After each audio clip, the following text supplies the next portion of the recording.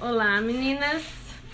Como eu prometi, né? Então segue o vídeo onde eu vou contar um pouquinho das perdas gestacionais, onde eu vou falar um pouquinho a respeito da gestação do Anthony, como foi, a cerclagem, tá bom? Pra você que chegou agora, seja bem-vinda. Meu nome é Carol e eu sou portadora de IC, que é insuficiência isquiocervical. Por conta dela, eu já perdi 4 bebês, inclusive um com a cerclagem convencional. E foi preciso eu fazer uma cerclagem definitiva, que é uma cerclagem diferenciada, e eu vou tentar explicar um pouquinho das duas e tirar algumas dúvidas. Eu fiz aqui, né, um resuminho de algumas dúvidas que eu recebo diariamente em relação à gestação. Por que eu fiz a definitiva, tá? Eu fiz a definitiva porque na minha terceira gestação, eu já sabia que eu era portadora de insuficiência. E a insuficiência isquiocervical nada mais é do que a insuficiência do colo uterino. O colo da mulher não suporta o peso de um bebê sozinho e é preciso fazer a sutura para que ele possa sustentar esse bebê até um parto a termo. No caso das mulheres com insuficiência, a gente acaba tendo um parto prematuro, que foi o meu caso da primeira vez. Eu tive um bebê com 24 semanas. Antes de saber de tudo. O segundo eu perdi com 7 semanas. O terceiro eu já sabia da insuficiência e aí foi onde a gente fez a cerclagem convencional. Infelizmente, com 19 semanas eu entrei em trabalho de parto. Eu senti um desconforto e procurei o meu médico. Chegando lá, ele viu que a minha bolsa já estava protusa, que quando a bolsa cai para o canal vaginal. E eu fui internada no mesmo dia, mas infelizmente o bebê veio nascer e acabou nascendo sem vida, né? 19 semanas não é um bebê viável. Foi muito traumático pra mim, foi assim, uma das minhas perdas mais dolorosas. Qual a diferença, né, das cerclagens? Me perguntaram também. A cerclagem convencional, ela é feita por qualquer GO. E ela é feita no orifício externo do colo, né? E já a cerclagem definitiva, ela consegue ser feita antes da mulher engravidar, porque daí ele consegue chegar num ponto mais alto, que é chamado de orifício interno. E a mulher consegue até ter mais de uma gestação. Claro, né, se eu quiser engravidar agora de novo, eu vou precisar passar por uma avaliação. Estando tudo ok, existem casos de mulheres que acabam afrouxando e tal.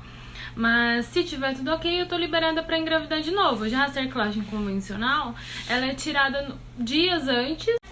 Como foi o repouso? Sempre me perguntam sobre isso também. Eu tentei ter uma vida normal até as 13 semanas, mais ou menos. Porque eu não contei muito para muitas pessoas que eu tava grávida, só pra minha família. Porque quando a gente contava, assim, que eu tava grávida, sempre era um espanto muito grande das outras pessoas, né? Eu já tinha perdido 4 bebês. Então eu contava, vinha aquele, ai, ela tá grávida, ai meu Deus. Então eu não queria mais esses olhares pra mim. Então eu tentei ter uma vida normal. Só que com 13 semanas eu comecei a fazer o pré-natal aqui na minha cidade mesmo, com um GO daqui. Só que ele viu, né, em uma ultrassom que o meu colo tava tentando abrir. E então eu fiquei desesperada. Liguei pro Dr. Barini, que foi o Dr. Barini quem fez a minha cerclagem definitiva lá de Campinas. Eu fiz tudo pela Unicamp. E eu liguei pra ele e ele já pediu pra que eu fosse pra lá pra ele dar uma olhada. Chegando lá, realmente o meu colo tava tentando abrir. A minha cerclagem foi feita a 3 milímetros do orifício interno. Então até ali abriu. O meu colo abriu. Ele só não abriu, eu só não perdi o Anthony porque a cerclagem fez o papel dela. Ele falou pra mim, Carol, confia no meu trabalho, confia na cerclagem e descansa, vai dar tudo certo. E assim, só que não tinha como eu descansar a cabeça depois de 4 perdas gestacionais, né? Ele disse pra mim que eu poderia ter uma vida normal se eu quisesse. Conheço mulheres que com cerclagem definitiva tiveram vidas normais, eu não consegui. Ainda mais por conta que meu colo tentou abrir. Então, foi muito difícil. Então, eu cheguei de Campinas já com o pensamento de que era o resto da gestação, pelo menos até a fase de risco, no repouso. De extremo, eu fui encaminhada para Atibaia, porque nenhum médico aqui na minha cidade conseguia me atender da maneira que eu precisava. É muito importante a gente confiar no profissional que tá cuidando da gente, porque, nossa, existem gestações, existem mulheres que não tem nada, que tem uma gestação super tranquila, sem nenhum imprevisto. Só que mulheres com insuficiência exige um olhar diferenciado. Existe um profissional que abrace a nossa causa, um profissional que entenda dos riscos que uma gestação de uma mulher com insuficiência exige. Então, graças a Deus, eu consegui uma médica maravilhosa e serve de indicação para quem for da região. É a doutora Érica Nerusa. Ela atende lá no Novo Atibaia. E igual ela falou pra mim: Carol, eu vou cuidar do seu bebê como eu gostaria que cuidassem do meu. Eu vou cuidar da sua gestação como eu gostaria que cuidassem da minha. Então, gente, em 9 meses eu fiquei internada. Ela me internou 5 vezes. Mas, assim, foi tudo um cuidado excessivo, porque realmente precisava. Então, a partir daí, ela, né, me indicou o repouso. Então, era perna pra cima mesmo. Eu só levantava pra ir pra sala, né? Eu acordava mais ou menos umas 9 horas. Eu ia pra sala, o café da manhã eu não sentava na mesa. Eu ficava reclinada no sofá, tomava meu café da manhã, depois eu deitava e levantava só pra ir ao banheiro. Eu levantava muito pra ir ao banheiro, porque eu bebia muita água. Então, assim, eu levantava muito, eu tinha muito medo, né? Nessas horas que eu ia levantar, eu tinha muito medo. Mas era necessário, né? O banho era sentada, eu tinha uma cadeirinha no banheiro e, assim, era banho muito rápido. Lavar a cabeça era uma vez na semana, infelizmente, assim, porque exigia ficar secando o cabelo e tal. Então eu acabei perdendo um pouco da minha vaidade no repouso. Ai, foi muito difícil, gente. Eu não fazia unha, eu não lavava o cabelo uma vez na semana, porque o repouso acaba com a gente, né? Tem hora que você não quer mais ver nada, você cansa de assistir televisão, você cansa de mexer no celular. É muito complicado. Então, se você tá no repouso, eu sei que é difícil, mas aguenta, vai passar, passa muito rápido. Ó, eu falando hoje, lembrando dos dias, passa muito rápido. Olha os erros de gravação. O que você achou, filho? Então, e aí eu saía só pra ir nas consultas. Pra ir nas consultas eu ia no banco da frente do carro, bem reclinada, bem confortável, pra não... Saía só pra ir nas consultas. Pra ir nas consultas eu ia no banco da frente do carro, bem reclinada, bem confortável, pra não soltar o peso, né, em cima do quadril. Quando eu deitava também, eu sempre colocava as almofadas, né, nas pernas, para as pernas ficarem mais elevadas, isso ajuda também. E foi assim meu repouso. Eu intensifiquei isso até as 27 semanas.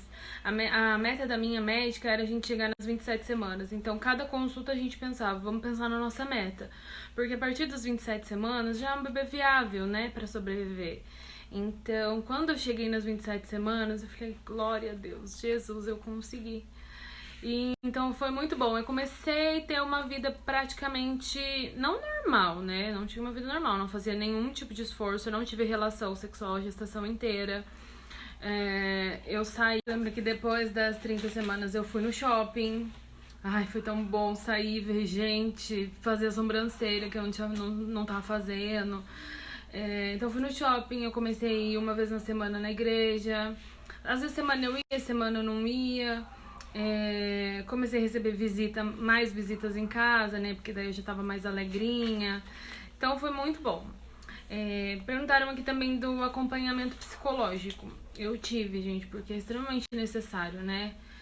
Não tem como, a cabeça da gente não aguenta, a gente não é robô. E eu tive, sim, a psicóloga vinha em casa de 15 em 15 dias.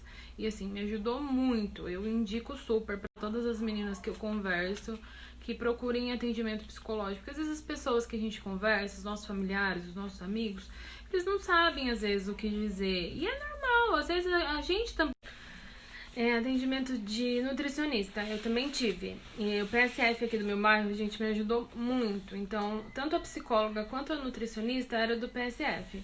E ela também veio em casa, então ela me passou uma dietinha. Eu sempre fui obesa, né? Eu sou sobrepeso agora, eu fiz a bariátrica, mas ainda tô sobrepeso. E na época da gestação, a minha médica já falou, não engorde, porque você não pode engordar, porque quanto mais peso em cima da cerclagem, pior. Então eu tinha uma alimentação super regrada. Eu não engordei na gestação, eu fui engordar na semana do Natal e na semana do Ano Novo. Na semana do Natal eu engordei meus 2 primeiros quilos. Minha médica ficou desesperada, me internou. internou pra eu fazer um acompanhamento do diabetes, porque até então eu já tinha descoberto o diabetes gestacional. Eu descobri ele com 24 semanas, que é naquele exame que a gente faz que tem que beber aquele trem ruim. Então eu descobri e aí ela entrou com medicação. Eu tomei essa medicação até umas 30 semanas mais ou menos. Com 30 semanas, 29, 30 semanas, eu lembro que ela me internou de novo pra fazer um acompanhamento, porque tava... Então eu fazia o controle sempre pra ela, media 3 vezes por dia e levava nas consultas. E aí nessa fase da gestação, ela viu que mesmo com a medicação tava muito alta. E a gente sabe, né, que mulheres com diabetes, o risco maior é a morte intrauterina. Então ela cuidou muito bem de mim em relação a isso. Aí ela me internou e a gente fez um controle nos 5 dias que eu fiquei internada, e aí ela achou melhor a gente entrar com insulina. E aí eu tomei insulina até as 37 semanas, tomava 3 vezes ao dia, de manhã, depois do almoço e depois do jantar.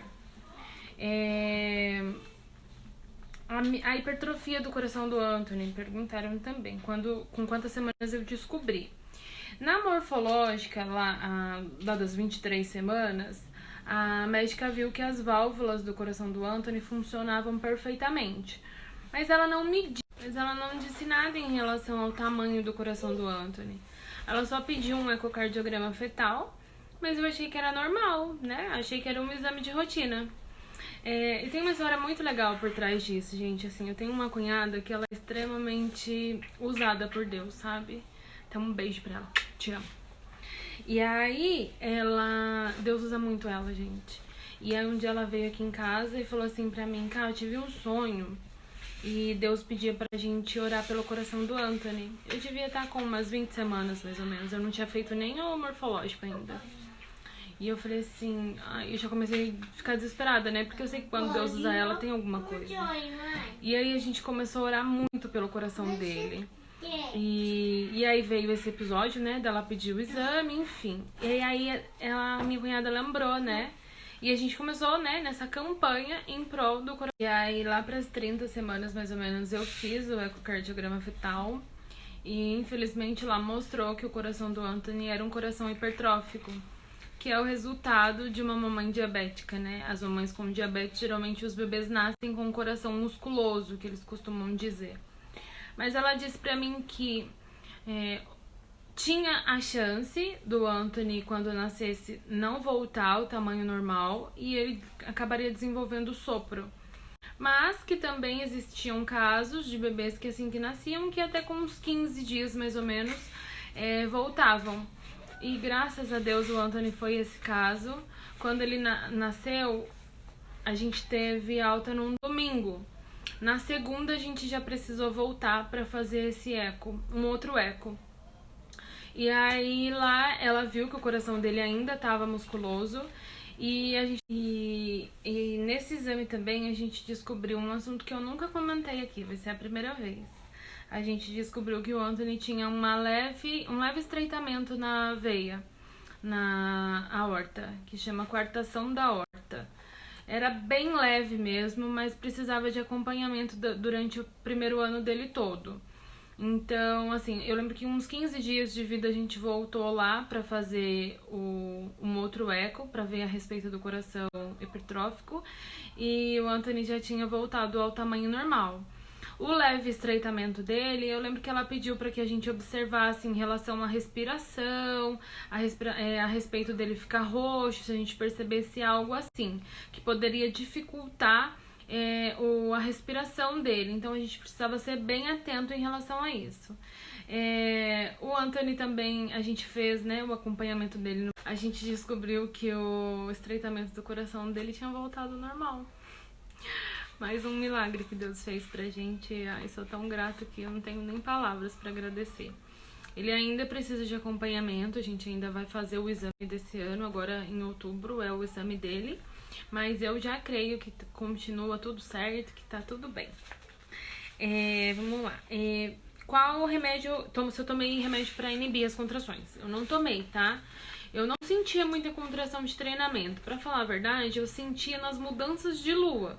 Muitas vezes os antigos falavam, né? que as mulheres acabavam tendo parto na mudança de lua, mas toda mudança de lua eu sentia minha barriga endurecer. Então, era só também. A minha médica não sentiu necessidade da gente entrar com os inibidores. Aí perguntaram também se eu tive sustos, corrimento, dores e sangramentos.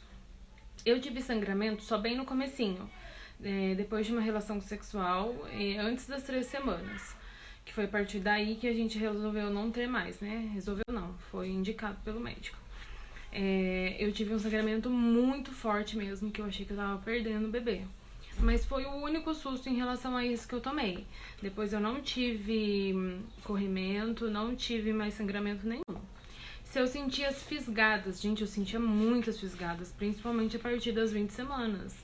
Porque aí o bebê começa a ganhar peso, então às vezes parece que o Anthony chutava, parecia que eu ia pegar o pezinho dele lá embaixo, de tanto que eu sentia.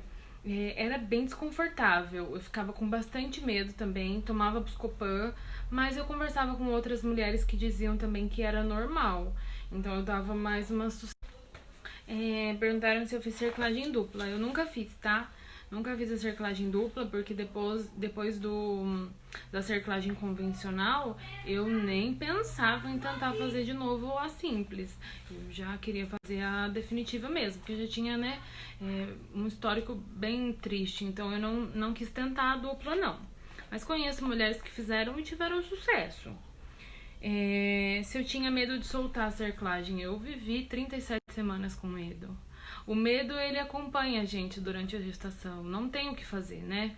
Principalmente para quem já teve histórico de perda, é uma assombração que fica ali, né? Infelizmente, por isso que é importante a gente ter esse acompanhamento psicológico, porque não é fácil. Eu lembro que todas as vezes que eu levantava pra ir ao banheiro, eu pensava assim, será que é agora que eu vou colocar meu pé no chão e a minha bolsa vai romper? Será que é agora que eu vou no banheiro, vou passar papel e vai ter sangue? Eram os meus pensamentos diários. É muito difícil ser mãe de anjo, é muito difícil perder um bebê. São marcas que ficam na gente pro resto da vida, né? Não existem palavras que consolem a gente, não existem nada que possa suprir. Um filho não supre o outro, né? Eu vira e mexe fico me perguntando como seria a minha vida se eu não tivesse perdido, se a Vitória ainda estivesse aqui, se o João estivesse aqui. Mas todas as minhas perdas me trouxeram o Anthony, então eu sou muito grata, sou muito realizada. Existe uma frase que eu sou muito apegada, que fala que onde você mais foi machucada é onde Deus vai te usar para curar. Então, se eu precisei ser machucada para hoje ajudar a curar, então eis-me aqui. Eu sou muito feliz em compartilhar minha história com vocês, porque eu sei que dessa forma ajuda, eu sei que dessa forma inspira, eu sei que dessa forma incentiva a não desistir. Foi assim comigo também. Quando eu perdi meu primeiro bebê, eu passava madrugada vendo vídeo no YouTube, eu passava madrugada lendo blogs de mães que perderam e conseguiram realizar o sonho da maternidade. Então, eu conheço essa dor, eu posso falar com propriedade em relação a essa dor. E se eu puder dar um conselho pra você hoje, é que você não desista. Não desista do seu sonho. Assim como Deus fez na minha vida, eu creio que vai fazer na sua vida também. Se vocês tiverem mais alguma dúvida, algo a mais que vocês queiram saber, podem me procurar. Já falei que eu amo conversar sobre esse assunto, eu amo responder vocês, eu amo essa interação, eu gosto muito dessa rede de apoio e eu acho muito importante, né? Algumas meninas às vezes, desculpa incomodar, não me incomoda, gente, não me incomoda mesmo, porque eu já tive do lado de vocês, já tive do outro lado. E eu tive pessoas que me ajudaram muito também. Então, o que eu puder fazer para ajudar vocês, eu vou ajudar, eu vou fazer, eu vou compartilhar cada vez mais aquilo que vocês me pedirem. Então, um super beijo. Obrigada por todo mundo que acompanhou, por todo mundo que tá aqui e acompanha a vida da gente. Que Deus abençoe muito, muito, muito a vida de vocês.